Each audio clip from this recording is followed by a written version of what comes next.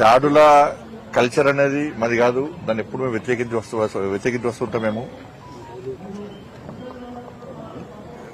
MLA గారి camp office మీద దాడి చేయాలని ఆలోచన లేదని చెప్పి మా కార్యకర్తలు చెప్పారు. ఆ సమయంలో ఆ విషయం నాకు తర్వాత తెలిసింది, చాలా టైం తర్వాత తెలిసింది నాకు.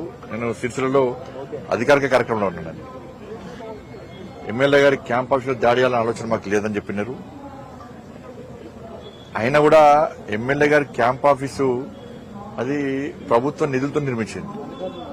అటువంటి క్యాంప్ ఆఫీస్ లో ప్రెస్ కాన్ఫరెన్స్లు పెట్టి, ప్రెస్ మీటింగ్ పెట్టి ఏది పడితే అది మాట్లాడడం తప్పే. మా కార్యకర్తల సహనానికి కూడా ఒక హద్దు ఉంటుంది. దాన్ని పిరిగితనంగా భావించద్దు.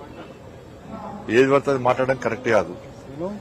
దాడుల కల్చర్ అంటున్నారు. సిగ్గుండాల కేసీఆర్ కొడుకు దాడుల కల్చరే తయారు చేసిందే బీఆర్ఎస్ పార్టీ. కొద్ది గోసపెట్టిరా మమ్మల్ని మీ అధికారం. ఫస్ట్ చెప్తున్నా, అధికారం అనేది శాశ్వతం కాదు. ఉన్నప్పుడు హద్దులో ఉండాలి.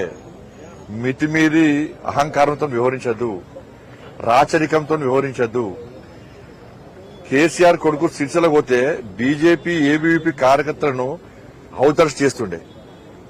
మొత్తం ఎట్లా అంటే ఒక రజాకర్ల పాలనకనే, ఒక చెప్పులు నెత్తి మీద పెట్టుకుని పోవడం తప్ప ఒక్కరు తప్ప మీట అన్నీగా. మీ రాచరిక పాలన తెలంగాణ ఎట్లుండే?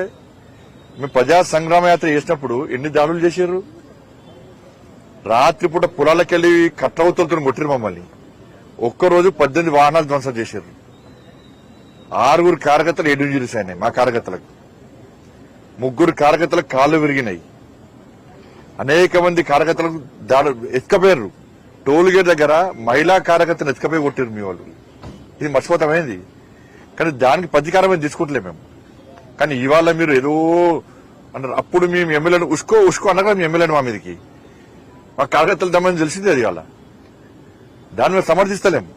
కానీ దాని సహనానికి ఒక హద్దు ఉంటుంది. మా వాళ్ళ సహనానికి కూడా ఏది పడుతుంది మాట్లాడము, ఏది పడుతుంది వాగడము, ఇష్టానుసారంగా మాట్లాడము. ఇవాళ నీతివంతులు లెక్క ఇక స్టేట్మెంట్ దాడులు మామూలు చేసినప్పుడు ఏడమేరు తలకాల రోడ్డు అమాయక కార్యకర్తలది. మహిళా కార్యకర్తలను కొట్టిరు. సిగ్గుండాలకు కొంచెమన్నా. ఇంకా రైతులకు కళ్ళాలకు పోతుంటే కోడూరు మొత్తం రైతులు తలిగిన దెబ్బలు కళ్ళాలకు పోతుంటే రైతులు తలకాయలు వలిగినాయి. ఆ రోజు కొంచెమన్నా సిగ్గుండాలి అలా మాట్లాడుతున్నారు. మీరు ఉన్నప్పుడు ఏం చేశారు?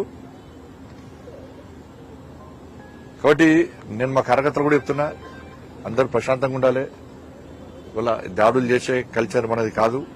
దానికి దూరంగా